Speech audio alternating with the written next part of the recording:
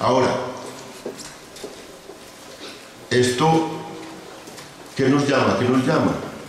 Y esta apertura que hay de parte del gobierno nacional a la discusión sobre estos temas y del Congreso a la discusión sobre estos temas, a que hagamos un esfuerzo por diagnosticar bien esto. Una parte de la solución de este problema es diagnosticarlo bien. Nosotros diagnosticamos mal el paramilitarismo. Entonces cometimos graves errores por intereses y también por incapacidad para penetrar en ese fenómeno. Lo diagnosticamos mal y lo tratamos mal. Ahora este nuevo fenómeno de nuevo paramilitarismo, bandas criminales, necesita un esfuerzo de la academia, pero un esfuerzo de la política, pero un esfuerzo de los centros de reflexión para mirar en qué consiste ese fenómeno. Nosotros diagnosticamos mal el paramilitarismo porque pensamos, y el país y la academia pensó, que era un fenómeno que tenía como misión principal derrotar a las guerrillas y acabar con la subversión. Pues no. Hacía esa tarea, pero esa tarea era secundaria, subsidiaria de un esfuerzo por controlar el territorio, por controlar el poder local, un esfuerzo por capturar rentas y por construir una nueva fuerza de riqueza en el país, por apoderarse de regiones enteras, por infiltrar la política a nivel local y a nivel nacional. Ese era el filo fundamentalmente de los paramilitares. Bueno, y llegaron muy lejos en ese camino. Y claro, se escudaban y hacían tareas también antisubversivas y hacían tareas antiguerrilla, pero ese no era la actividad principal. Y la sociedad colombiana fue tolerante, pensando en el enemigo de las FARC, pensando en el enemigo de las guerrillas, fue tolerante con ese fenómeno y lo apoyó socialmente y lo apoyó políticamente y terminó descubriendo al final la monstruosidad que había ocurrido en la sociedad. Ustedes saben, ahora hablamos de cifras de 7.000 homicidios por estas bandas criminales, pero los paramilitares los que están confesando, y esta es una cifra que yo difundo mucho, porque es una cifra oficial de la Fiscalía, las confesiones que han hecho allí, han confesado 171.000 asesinatos, los que han confesado, y 34.000 desapariciones, y eso apenas es una parte menor de eso, es un verdadero holocausto. Ustedes saben, si uno compara con las dictaduras del Cono Sur, que fueron como lo más oprobioso y sobre los cuales tenía una mirada del mundo, sobre América Latina, pues miren las desapariciones y asesinatos en Chile de la dictadura horrenda de Pinochet, que fueron 3.200 entre muertos y desaparecidos. Los homicidios, asesinatos y desapariciones juntos del Cono Sur, de Brasil, de Uruguay, de Chile, de Argentina, de la horrorosa dictadura argentina, no llegan a una tercera parte de los que han confesado los paramilitares en Colombia. Estamos ante un verdadero holocausto.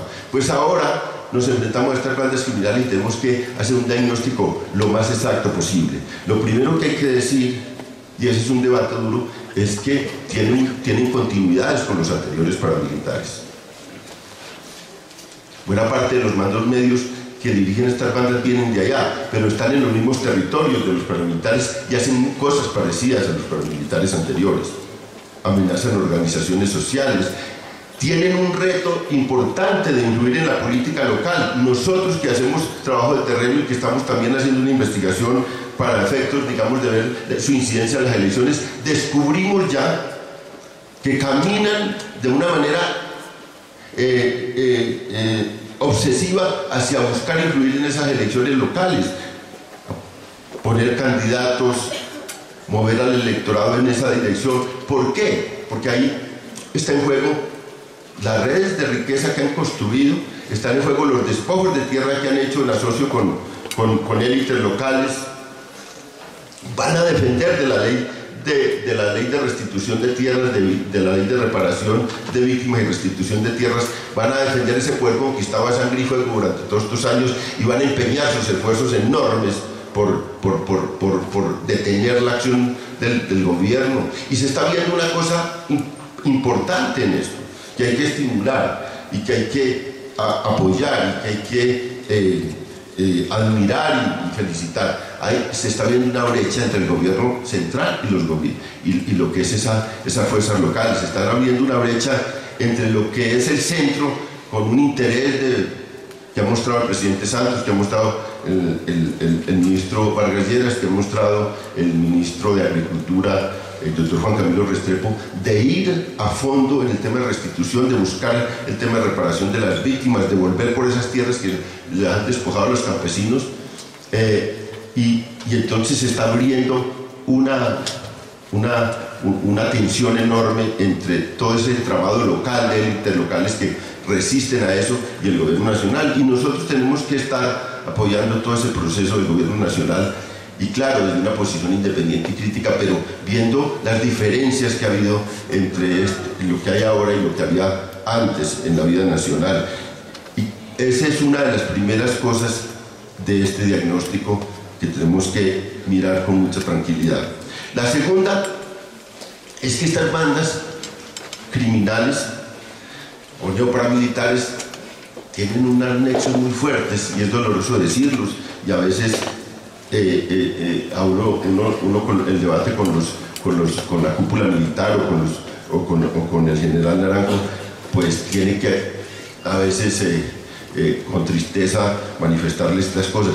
Hay muchos nexos con la fuerza pública, hay muchos nexos con la fuerza pública en algunos sitios.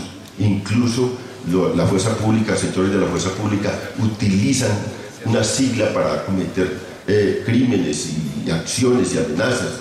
Muchas de las cosas, de las amenazas de las Águilas Negras a veces salen de las brigadas militares o de los cuerpos policiales.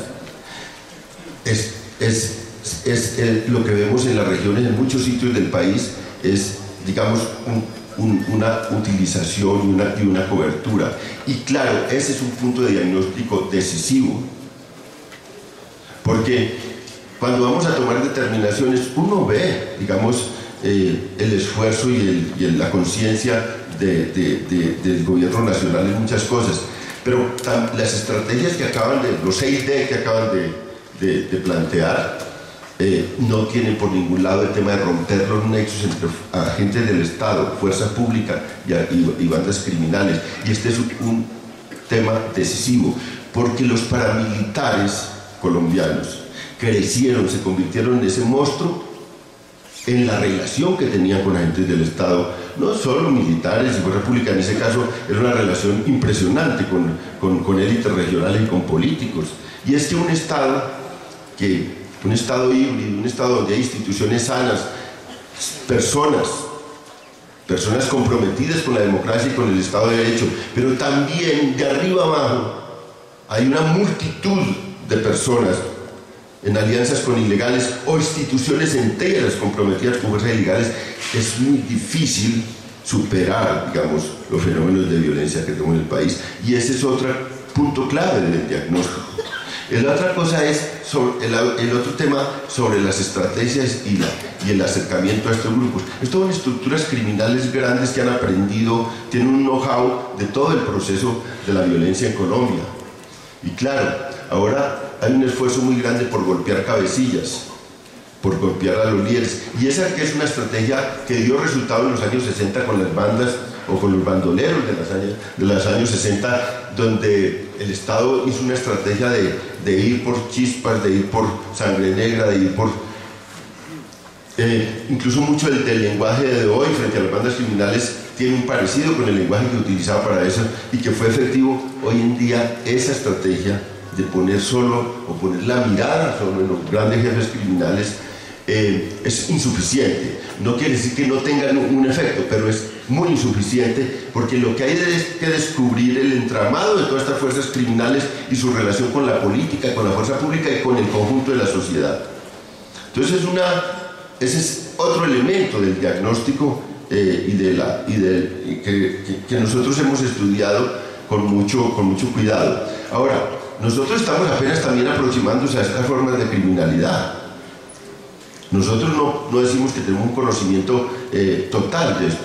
Por ejemplo, a nosotros nos ha asombrado, acabamos de terminar una investigación en Bogotá para el gobierno distrital sobre criminalidad urbana y sobre cómo está funcionando eso acá.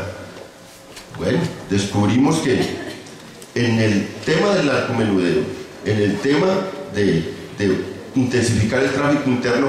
Bogotá, que era una ciudad lejana, pues ahora es una ciudad muy apetecida por estas fuerzas criminales, porque bueno, es un mercado grande, son más de 7 millones de habitantes, un mercado grande, un mercado para el expendio, pero para el lavado de activos, que es otro de los temas fundamentales. Y entonces